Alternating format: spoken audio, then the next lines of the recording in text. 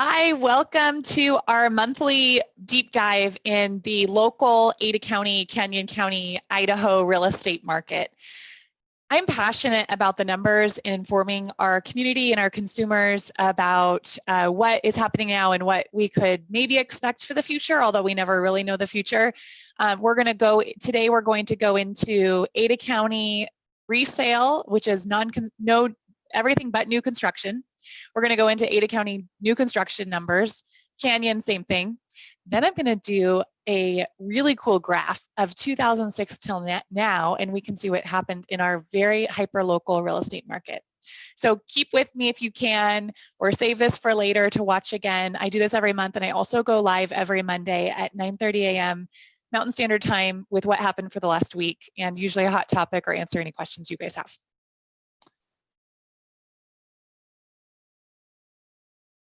Hey, yay, okay. Here, yay.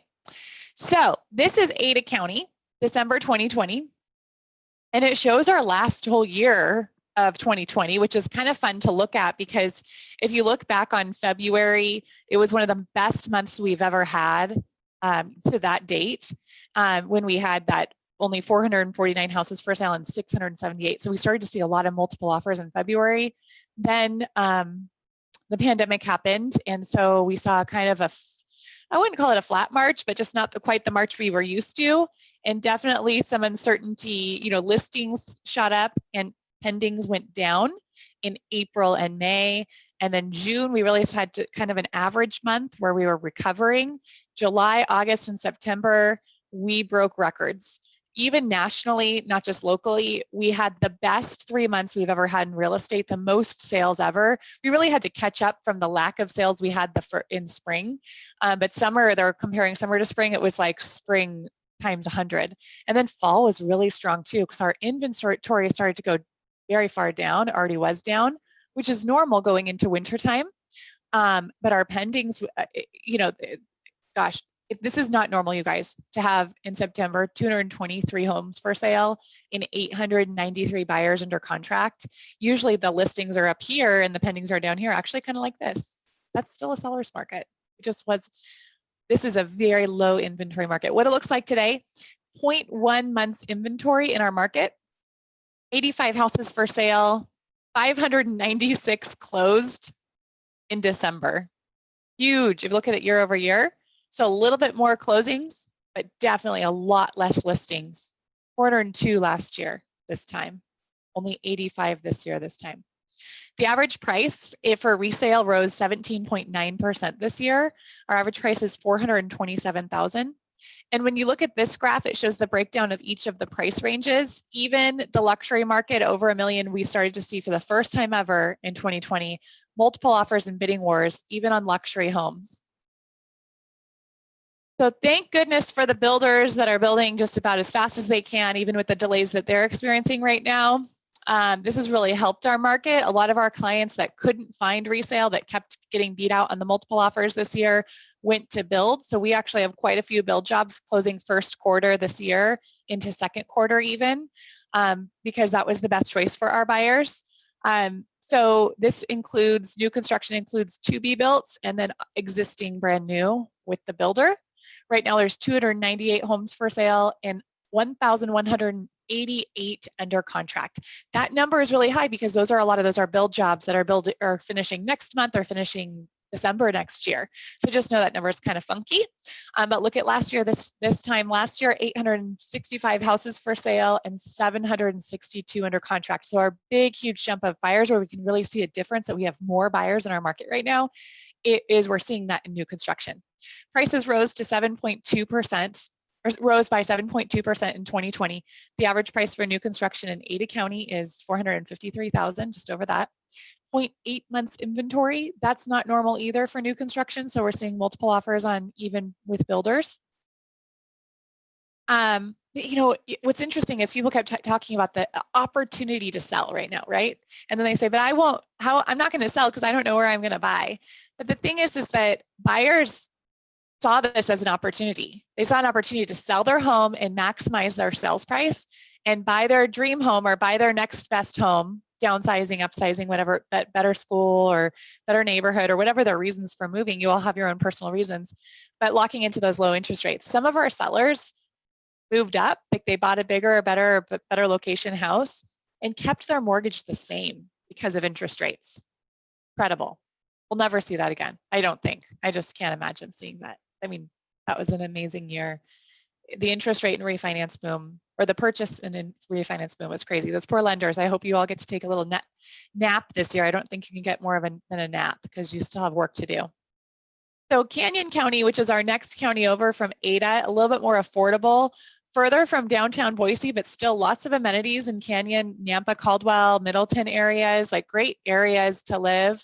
A lot of our first-time home buyer or lower price point buyers are going to Canyon County because you can get more for your money or just buy less. So the average price out there is $298,550. The prices rose by 20.5% last year. Wow. I mean, gosh, look at the bottom of the market, 2011. Our recovery year coming out of 2011 was 15.5. The next was 24.4. So we almost got to the point of recovery, which we were already recovered, right? Like that's insane. 67 houses for sale, 303 closed in December, 0.2 months inventory. So if no new homes came in the market today, no houses for sale in Canyon County in about less than 2 weeks. Canyon County new construction, there's 551 under contract, so probably a lot of those build jobs, super low inventory as well here. So here's the graph you've all been waiting for. This is our market dynamics for the historical data from 2006 till now. So you can see our average prices. This is combining existing and resale numbers together. Existing and new construction numbers together, sorry. So 6 was our last peak. That was the highest price that we had ever been. And then we started to go down in 7, 8, 9, 10. We actually bottomed in 11 when the nation bottomed in 2010. So our average price, including new construction then, was 173. And then we started to recover, going up, up, up, all the way till now. What's interesting is to look at these graphs and look at the inventory level. I mean, it doesn't show 2006 inventory. They didn't start tracking that data then. But the listing count was higher than now. Like this is a much stronger seller's market than then. And a lot of people compare now to 6, you know, saying like there's going to be another recession potentially. Well, there are recessions outside of real estate, but we haven't seen real estate shift yet, right? Some people are thinking we're going to see a shift. There's just, I agree. I'm expecting a shift. I'm planning for it because I think that's like a wise, safe thing to do. If it doesn't shift, then all right, that's okay. But we're going to shift for different reasons. In 2006, well, not in 6, sorry. In 7, 8, and 9, our financial industry suffered. I mean, really, really suffered. And now today, our food service industries, travel industries, different local business owners, those guys are suffering. Very different group of people. So it's just going to be interesting to see how we can make it through this.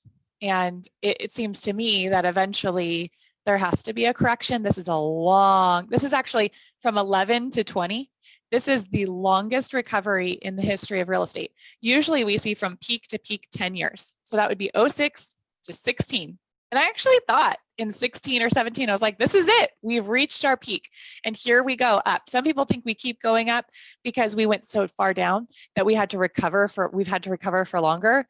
But there's a lot of people that I follow that I really respect, including Gary Keller, that was expecting 2020 to be it, and for us to see a shift downward. Now, what's going to cause a shift to go down, or markets to go down? Typically, interest rates and inventory. So we have such low inventory that it's going to take a while to get out of that and to raise our inventory levels. What will raise our inventory levels is more people feeling comfortable with selling, which we've found some really good ways to sell safely and to see that they can afford and buy the next place, but also for the buyers to stop moving to Idaho. And they're never going to stop. They've been moving here for years. I moved here 20 years ago. Like, we're all from California. If you look back, I mean, a lot of us are from California in a roundabout way. And a lot of people move to California, right? Like, movement just always happens. They're not a lot of original Californians. There's a lot of migration there in the 80s and 90s. So when our prices get so high that the relocating buyers say, wait a minute, that's too much. I don't want to move there anymore, because they were moving here because of partly affordability. Other reasons they're moving here too, but affordability. When those folks can't buy anymore, when our locals can't buy anymore, which we're already experiencing, they'll stop buying. And when those buyers start to decrease, listings will increase, right? Or more sellers decide to sell, listings will increase. Builders build more, listings will increase. Inventory makes markets shift. Also interest rates, which factors into those buyers going, 436, the average price, that's too much. If interest rates go up to 4 or 5, that's going to make their affordability different. And then now they can't buy that 436 house. So interest rates and inventory is what we have to watch. That's what I report on every week on our Facebook live market update. But look at here, here's the inventory down here. It's so low compared to the buyer's market of 08. Crazy difference, isn't it? And then the gray, just so you know, you're looking at gray is pending sales, and then the red, the dark, almost black is closed sales. It also shows year end where we are at, and then when elections happen, because our markets usually get a little funky with elections. And then this is just the existing home market and what's happened. And then this is just new construction, what's happened. If you really like charts and graphs, just send me a message. I'll send you this. I also have examples of like this for your market area. So if you live in a specific area, just tell me, I live in Southeast Boise, and I'll send you Southeast Boise in Ada County so you can get dorky with these graphs. Thank you so much, everybody, for tuning in. I love your questions. I love being a resource. It's a really, as you can see, an excellent time to sell. And even if you're not sure, because the real scary part is buying, I love doing a market review. I can do it on Zoom or in person at your home and just give you some clarity on how much we think your house is worth based on history, and also what your options look like with those awesome low interest rates. Thank you very much for tuning in. I hope you guys have a great 2021. Happy New Year.